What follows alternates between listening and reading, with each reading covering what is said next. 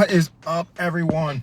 Thank you for checking out Don't Say the F Word. We're a pro wrestling and combat sports podcast. We do not use the F word when we talk about professional wrestling. Shouldn't let your friends use it either. A little different. No Mark the Monster.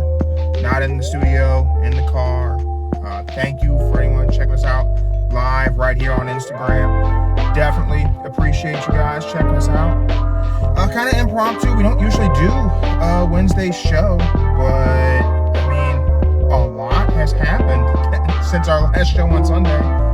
Somehow the talk of pro wrestling is Jinder Mahal, and I'm having a hard time processing that Jinder Mahal is the talk of pro wrestling right now. He got given a title shot on Raw, which then led to Tony Khan, of all people, owner of AEW, taking to Twitter to have an opinion about Jinder Mahal getting a title shot and not being criticized because he's, I guess Jinder's lost every match he's had in the past year, and he's saying that people were criticizing that Hook's getting a title shot and not criticizing that Jinder's getting a title shot, which has gotten Jinder Mahal over with the internet wrestling community. Oh, illegal brother-in-law Joe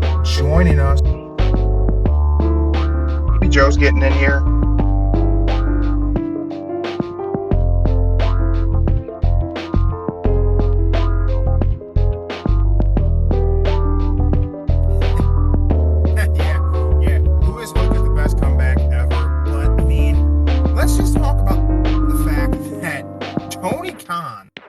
Has gotten Jinder Mahal over. If that doesn't get Tony Khan Booker of the Year, I mean, it's today's January 10th, and Tony Khan has done the unthinkable. He's gotten people to talk about Jinder Mahal.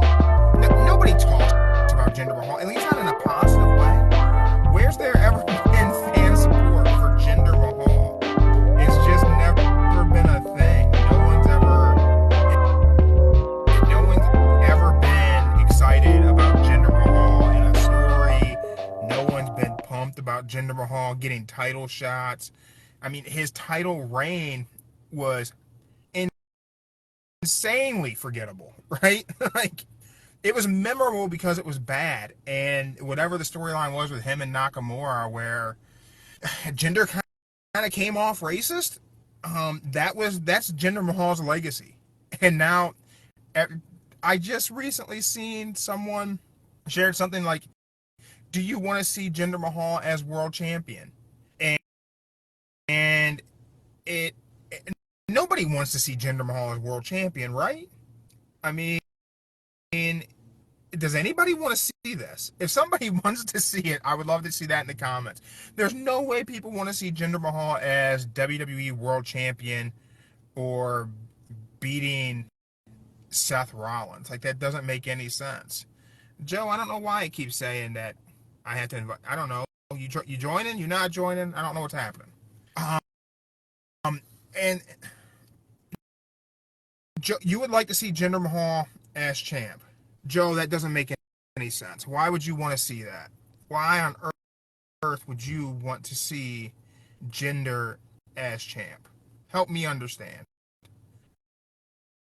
Because I don't see a reason to put a world title on Jinder Mahal. Not right now. Like, right now, you want to see Jinder Mahal as a world champion in W.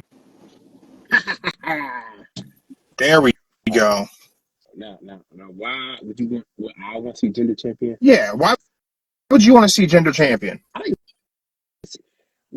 I'll tell you why I told everybody like a few years ago when he won that tournament for the championship spot when they had that battle royal for whoever won the WWE championship at that time. I was right. I was happy to see him win the championship. I was. Well, I mean, it was a little outside of what we thought was going to happen. It was just to kind of drive that India market. Yeah. You know, no one thought he was going to beat Randy back then. But you want to see him as a champion today? Today. Yes, today. Because, you know, you got to think about it. You see your normal average faces as champions. Orton, Cena, the average people that's always a champion. You never see the underdog, the one that nobody never thinks could be a champion. And you know what? When he came out last week as the former WWE champion, that was good marketing. It was great. I thought it was funny. I liked it. It was funny, but it was good. And then you see how they made him become like a really solid heel person right now, getting everybody's face. He ain't got the two brothers behind him right now. He coming out solo. And you know what? If he does beat Seth Monday, I mean, if he can come close, I'll still be happy because he had another title shot. I mean, like Mark the Monster said whenever he did his little video, I mean, Jinder's definitely done his job getting over as a heel, right? Like the crowd's reaction, that was definitely the reaction to a strong heel character, for sure. No doubt about it. But I don't know. I can't see having him beat Seth now doesn't make any sense. It's Mania season. You could maybe do this in like September, sure. But man, if you had your 2024 bingo card and you had Jinder Mahal having the strongest opening to the year, I mean, he's had a segment with The Rock, he's getting a title shot, and he's been the talk of the internet wrestling community somehow. Like, I never would have in a million years. If our prediction show, I didn't predict shit about Jinder Mahal. Like, I had nothing. I wouldn't have thought he would have even been on Raw, to be honest with you. Like, it doesn't make any sense. But you got to think about it. Triple H is in control now. Triple H is making everybody come surprised and think. You would have thought it would probably been Cena when they said a former WWE champion coming out. You would have thought it would have been like Randy or somebody. I thought it was going to be Brock, honestly. Brock. I figured it'd be Brock Lesnar. But I never thought about the time he had that belt. One time. Everybody forgets he had that belt. One time. He's still entitled as a former WWE champion. That's because it's 100% forgettable. I mean, it's now sparked this whole conversation about tribalism in pro wrestling. Mm-hmm. And everyone's choosing a side, and you got so many people like making fun of Tony Khan for being such a mark and caring about wins and losses. Jonathan Coachman had something to say about it, and he pretty much shit on Tony Khan for talking about wins and losses because he said they used to make fun of fans who cared about it.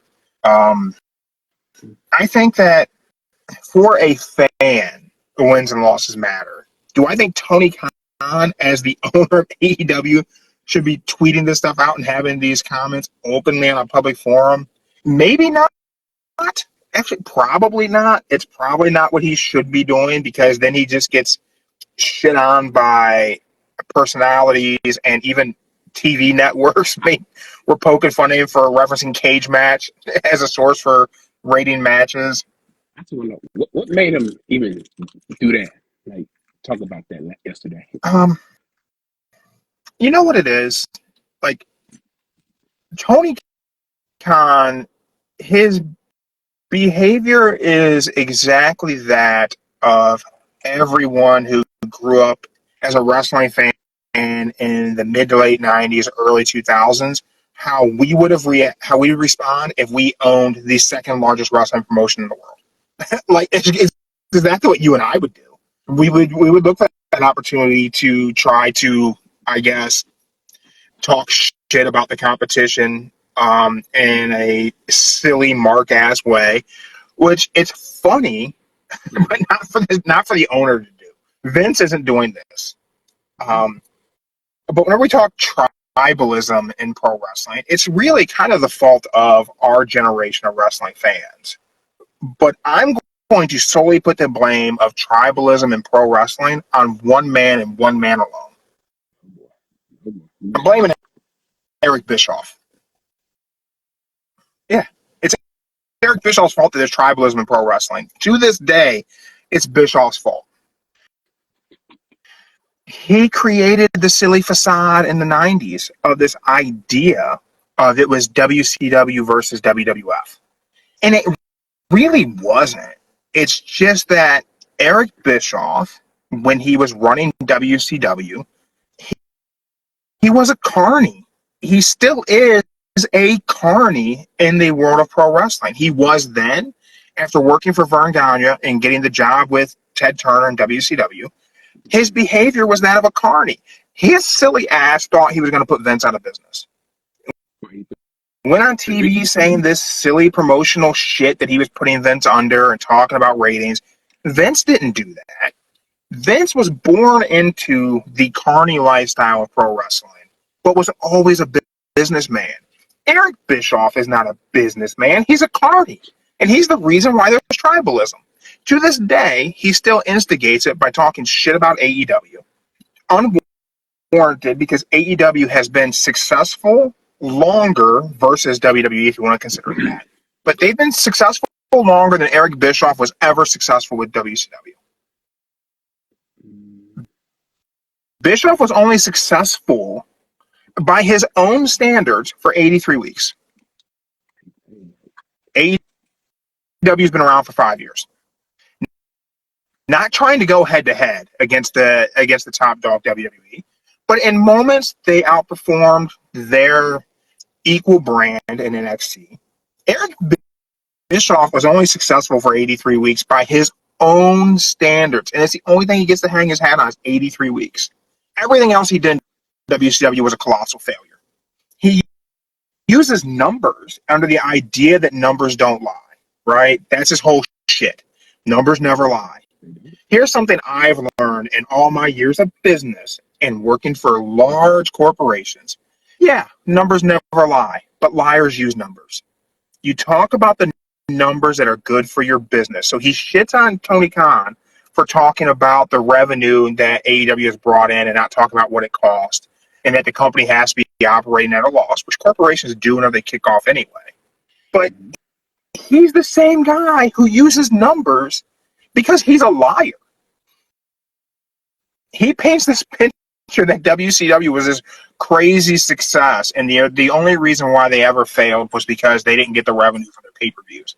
They failed because he only had 3 good ideas, and the shit was only good for 83 weeks.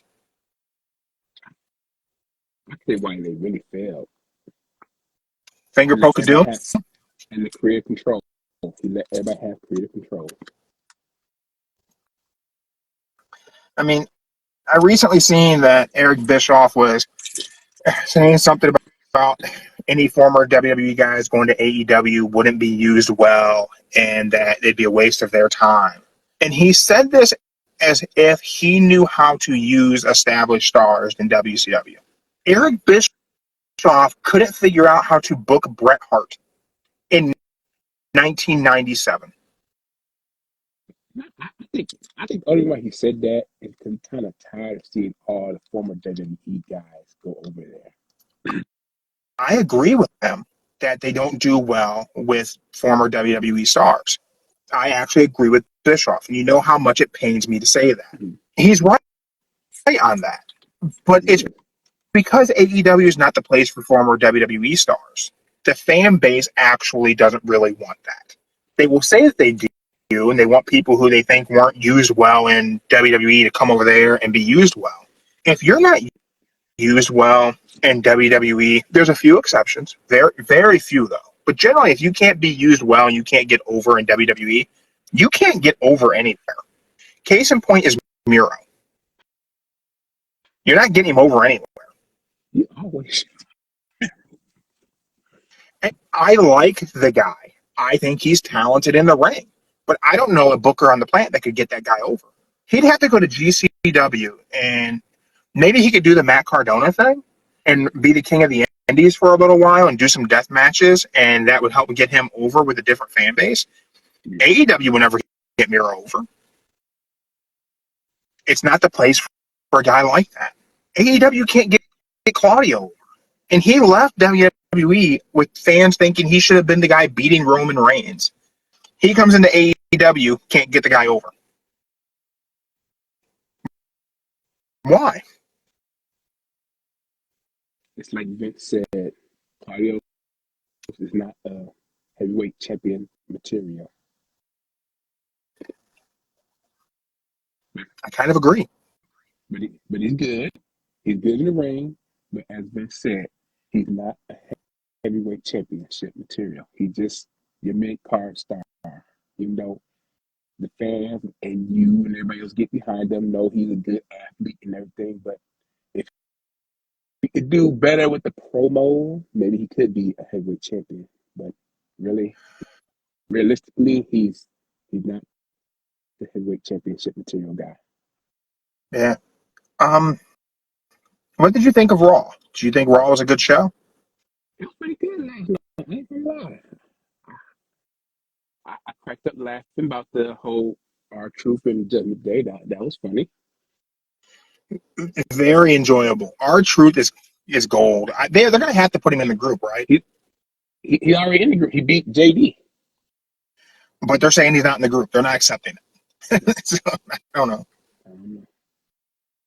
I think R-Truth will wind up being the guy who cost Damian Priest his cash in. You know what? I was thinking about that the other night. Last night, I was thinking about the cash in. And I had this crazy idea what could happen. Now, this is crazy. Hear me out. Now, you got a year for the cash in. If you look at the time, he won that time around July 27th, 30th, somewhere in there. Yeah, he only has till July. But if you think about it, this Money in the Bank is on the first week of July. So what if you have two cash ins at the same time of Money in the Bank? Like somebody actually wins it, cash it in. The men's Money in the Bank happens the first thing. Then whoever championship match is, that person he cashes in that night. But everybody forgets Damian Priest has the briefcase, and he cashes in and becomes the champion right there. So you got like two back to back. I still like my idea that contract's not in Damian Priest's briefcase. It's in there. I think you have Priest cash in, and I think he has a whatever interference match, whatever it is that happens. He wins. They open the briefcase. The contract's not in there. And you have Finn Balor standing behind him with the contract in his hand, and he takes out Damian Priest and he takes that world title. You got a great swerve. You have a work of the crowd, and then you have an instant world title feud where Damian Priest can become a babyface while Finn Balor's the sinister heel, and he's been working Priest the whole time. He stole the contract. Whenever they gave Priest that senior Money in the Bank briefcase, they took the contract out of the original briefcase and never gave it to him. He's just never opened it to check. I really want them to. I hope somehow that idea gets to WWE and they use my idea. You guys don't even got to pay me. Free booking from your boy Jeremy. Like that's just free. Free booking. Okay. Free booking. What'd you think of the Drew CM Punk promo? Ooh, that was pretty good. I was expecting him to call out CM Punk on the very first shot, but he did. You know, Punk referenced himself as Satan himself in that promo. He did. You know who else is the devil? MJF. Is that foreshadowing? Yeah. And they out for injury for like the whole year. Allegedly. You know, speaking of injuries, how come we haven't seen CM Punk wrestle on WWE TV? Is he nursing something? Like, why aren't they having him wrestle on TV? You got the former champion come back, do like limited shows, then wrestle like house shows like Madison Square Garden or his hometown, or do pay-per-view, which he probably gonna fight in pay-per-view. I think that's it. Just that they're going to hype up the idea of Punk's first televised match and try and use that to pop a rating. I think they're going to do it when it matters. So let's just say the night after WrestleMania, Royal Rumble, he fights whoever cost him the match for the Rumble. If he loses the Rumble, whoever cost him. Do you think Punk doesn't win the Royal Rumble? Are you changing your mind now? It's a lot of toss up going on. It's like, oh, it's 50-50. It's like, I think Punk has to win the Rumble. I mean, then you got talking about how they want Cody Rhodes to be the second, be another person who had a back-to-back WrestleMania. Royal Rumble. So it's like, oh, Yeah, but you said Cody ain't winning that title, man. I did say that. You said that's the story, right? Cody's not going to be champ That's the story. ever. That's the story. Because I did. I went back and I looked. And you look at his dad. His dad did win a heavyweight championship, but not like a major, like he did in New Japan. Yeah. And you look, I mean, Cody's been Ring of Honor world champion, yeah, but that don't count. You can say it. it Say that don't count. don't Make count. them mad. That don't Let's count. see those comments blow up on the live stream. That don't count. You gotta think about it. He wants to All the be. neck beards are going to be mad. I'm okay. I'm okay with everybody Someone's being mad at typing me. right now.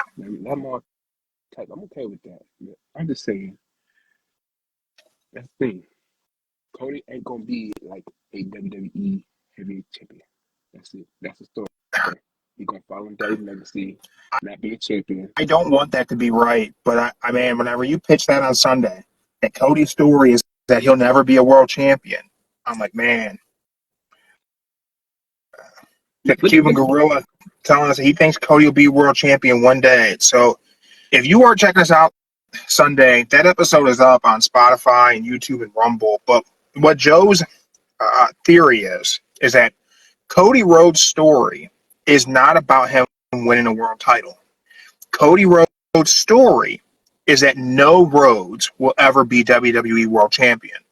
And to finish the story is for Cody to never win the big one, just like his dad never won the big one. That's the long term storytelling that Cody's actually doing. That his whole idea, the premise that he's going to win it, is part of the story. That's the work. That Cody's never going to be the champion. He's going to get so close a million times and just never make it happen. That's why he booked himself to never be world champion in AEW. That's why he's come back and has been the focal point in WWE, because that's the heartbreaking story, is that a Rhodes will never get that title. And I hate the fact that I think illegal brother-in-law Joe might be onto something. I mean, you gotta think about But it. Think damn, about the it. shit makes Think about sense. it. He ran a company. Dusty Rhodes ran a company, booked everything, just like Cody did. Now think about it. He could have told Ric Flair, like, 1, 2, 3, third time I'm winning the title. He chose not to. Look at AEW when he ran AEW. 1, 2, 3. He could have said, I'm gonna win the third time. But he made that stipulation where if he lost, boom, never to fight Cody for the title. could have booked a scenario in AEW where he won one of those brass ring ladder matches or something. He could have booked himself back into that title picture, and he never did. It was there. It was, and the crowd wanted him to do it. Like the fan base wanted him to turn heel and book himself back into the world title picture, and he chose not to. He chose to leave instead of booking himself to be world champion. Mm-hmm. Like, to me, that adds something to your idea that his story is never going to be the world champ. Just never going to happen. It's not in the cards. That doesn't have to be his legacy in WWE. He can be an eternal babyface without that belt. I do think if we go too long without him getting that belt, it sure would be beautiful for him to go back to AEW. It won't happen. But damn, that'd be cool. It could happen. You never know. I didn't think he was going to WWE. I thought that shit was a work. So he could go back to AEW when his WWE contract's up, because everything says he hasn't done the extension. But there's Mm-hmm. also talk that Drew didn't do his, and that this whole feud with Punk and everything leading into the Rumble is going to be kind of the last program for Drew McIntyre, and he might be leaving. I don't think AEW is the spot for a Drew McIntyre, so I think he should probably stay put. I don't think Drew wants to do is when he said in an interview, he wants to go back to Scotland and see his friends and family. because he never got time to do it. That's all he wants. I mean, you could write him off for like a whole 2 months just so he can spend quality time with friends and family. That's about it. That's all he wants. I think Sheamus comes back at Rumble and eliminates Drew McIntyre. For real? Yeah. Yeah, I think that's how you pull. I think that's how you take Drew out of the Rumble. Nah. I think it'd be better to do Gunther. He takes out Gunther. I don't know who should eliminate Gunther. Brock. Brock should probably be the guy that puts Gunther out. If we're doing Brock and Gunther at Mania, that's a big question mark too. That's not locked in anymore. You know what? 3 months ago that was locked in, and now that's not. You know what could happen? This could happen. Let's just say Sheamus does eliminate Gunther. Gunther gets mad, and Sheamus says, "We'll challenge for the IC title." Bam! You get Sheamus Gunther for the IC title. Bam! Gunther's about to win. Rock music hits. He comes out. They knock out the referee. Then boom, he S5s Gunther. Sheamus pins, and that's how Sheamus gets the IC title, make him a Grand Slam champion, and that's your little start build up for Gunther and Brock, because Brock made him lose his IC title, made him lose the longest IC title reign ever. Man, I like that. That's good. Yeah, Sheamus should be the guy to take it off of him. We struggle. We've struggled with who beats Gunther, and it should be Sheamus. Yeah. I thought the Cody Nakamura match was tons of fun. I think that was a good way to put that feud to rest for a while, hopefully. Yeah, that's a good. Thanks you brought that up. My heel dad lover. It was like, he told me, you see Nakamura, knock your son. I'm like, yeah, I see knock your son, Dad. Yeah, what about him? You see this little mouth guard? Like, yeah, what about it? That's how you gonna do this spit. I'm like, what are you talking about? The mouth guard is red and black. He said, no. Look careful at it. If you look careful at it, you see that's how he does spit. Now, if you see when he did an interview talking before, he had a little mouth guard on. You saw his teeth. I'm like, I think to myself, like, are you serious, Dad? Like, think about it. Look at the mouth guard. It's red. He gonna spit out red. I don't know when, but he gonna spit it out. I'm like, okay, we'll see. Then lo and behold, boom, he hit the ring announcer or whatever. I'm like, okay, Dad, maybe you on to something. Maybe you do know your heelish moves. You know what, man? I've never known the sleight of hand, or whatever it is they do for the poison mist. And as a guy who I enjoy sleight of hand magic, I love those types of things. I don't want to know how they go about getting the mist ready. I don't want to know where it's kept. I know we all know the razor blade thing in pro wrestling. I don't want anyone to ever give away the poison mist for me.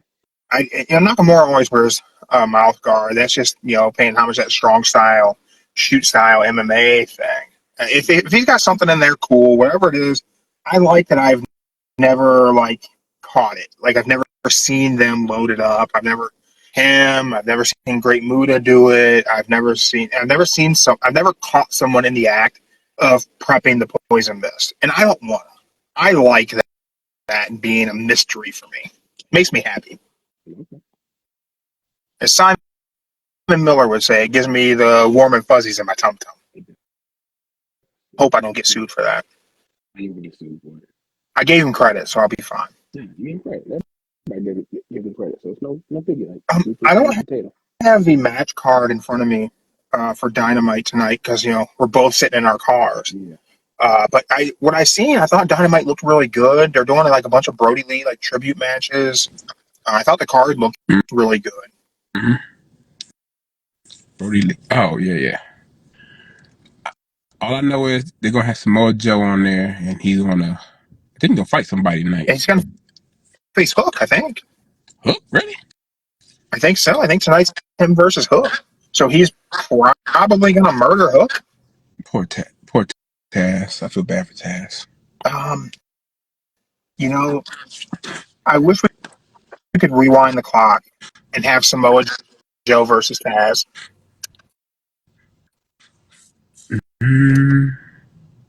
They fought once in TNA, I believe so. Did they? If you say so, I believe you. I think they did once in TNA when they had that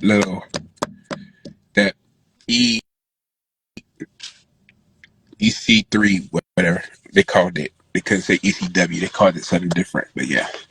Huh. I didn't know that. Yeah. Because when they brought back all the ECW originals, they couldn't use ECW, so they called it EC something. It was a crazy name. Did you see the new TNA titles they've been debuting all week? I did. Those belts are dope. They're so cool. I say the best one. I like the new X Division. It looks better than the X Division. Looks better. That digital media one, it looks the same. It just looks just a little bigger, the same. And that X Division title is the best looking belt in pro wrestling. That's the best one. That's seen. I ain't see the heavyweight championship belt yet, but you can't beat the X Division. I think they're going to show that Friday. I don't think they're showing that yet. Okay. But I just know the X Division, you can't never beat the X Division title belt. It always had a cool look to it, no matter which way you look at it. It always had the best look. Yeah, I'm kind of excited for the TNA rebrand. I think that's the story for 2024 is what promotion will be number 2, AEW or TNA?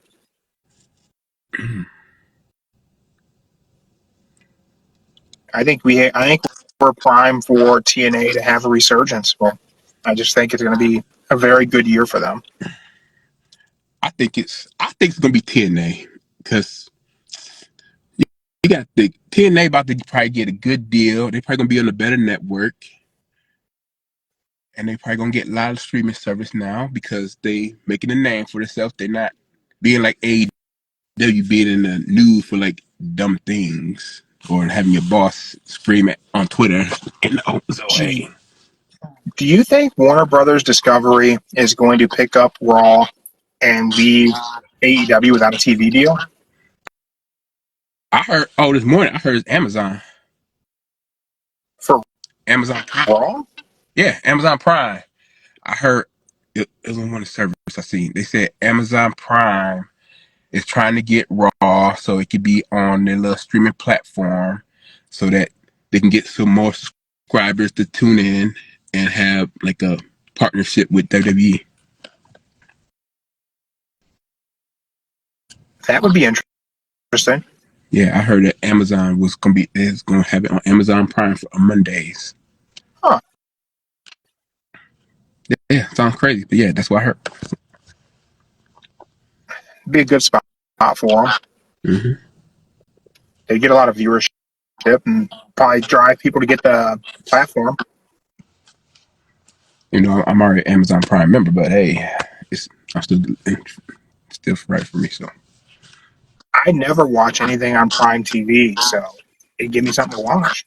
I mean, most on Prime TV, you watch is like some old movies, and if you watch sports, that's about it. Football, that's about it. I've seen some where they have a lot of anime on. I ain't seen that part yet. Yeah, I haven't looked to see. Yeah, keep that My Hero Academia with me. Oh, pro wrestling is just live action anime anyway. Yeah, but you need Dragon Ball Z on there though. Can I really watch it? Dragon Ball's been around for too long, man. The storylines are too convoluted. But it's still good. It's still good to watch. It is. I want to start getting into the Dragon Ball trading card game and the My Hero Academia trading card game. Nah, that's too much. That's too much work. I always liked Magic the Gathering, but I think like the anime tie-ins, I want to know why no one's done a pro wrestling trading card game. They did. Who? When? They had a couple trading card games back in the day. but nobody never bought the cards because everybody wanted like certain ones. Because when you ripped it open, you never had like The Rock or Stone Cold in it. See, You always had like I think now, right now is a good opportunity for someone to do it. Like the Universes, the one that does the My Hero Academia, their platform, kind of like how they integrate different IPs, I think would be a really cool way for them to work pro wrestling into it. They could bring in the WWE, license the characters, and do cards. and You can have they a got that. Dragon Balls, you can have a My Hero Academia WWE deck to play in the Universes trading card game. How cool would that be? Yeah, I think they got that little digital trading card game too. They got for WWE. When you like scan the barcode, they got that one too. See, I want the physical media. I want to collect the cards. Well, a lot of people. I'll just make us one. Okay, I'll go figure ahead. it out. Okay, figure it out. But I'm just saying, a lot of people like I was seeing like what was it like a couple years ago? Like a lot of places saying that all trading card value is starting to go down now because ain't nobody buying them It's anymore. an up and down market. Yeah. I watch some of these shows on Whatnot of people selling them. And there's cards with value, but I don't really care about the value. I just like collecting stuff. And I think a pro wrestling trading card game, I think there's a market for it. Yeah. I mean, there's tons of like mobile games for pro wrestling that Modern Wrestling Mania I've been playing where you make your own federation and you book the matches. That's a lot of fun. Mm-hmm. But I don't know. I think Dynamite will be good tonight. I think SmackDown will of course be good on Friday. So I think we've got a good week of pro wrestling. Jinder Mahal is not going to become world champion next week. That ain't happening. Hey, look at it this way. I bet you Jinder Mahal gonna be in the main event. Yeah. And Tony Khan just boosted Raw's ratings accidentally. Hey, shout out to Tony Khan for doing that. Hey, I seen it yesterday and I was like, what did he do? What is going on? What am I missing about Tony Khan? What did I miss? Like, He's something. He's something. and It's what then would happen if we were billionaires and owned a wrestling promotion. We would do the same shit. I mean, That's I would say nicer things about probably not good. I would say nicer things about Jinder Mahal. Like, but damn, you talk about 26 and 1 win. Like, damn. Yeah. I don't know. Well, I think that's it for this impromptu episode. Thank you, everyone who stopped in live on Instagram, joined me and Joe in our cars. Yeah. I don't know. We'll probably throw some stuff up later tonight during Dynamite. We'll certainly be back on Sunday. But thank you guys for checking us out. This don't say the F word. We don't use the F word when we talk about professional wrestling. Don't let your friends use it either. Joe, if they didn't catch this one live on Instagram, where can they find us? You know, just find us on YouTube, Rumble, Spotify, Apple, and Google Play, and all your local podcast stations. Yeah. And we'll be back later this week, guys. We're out. All right.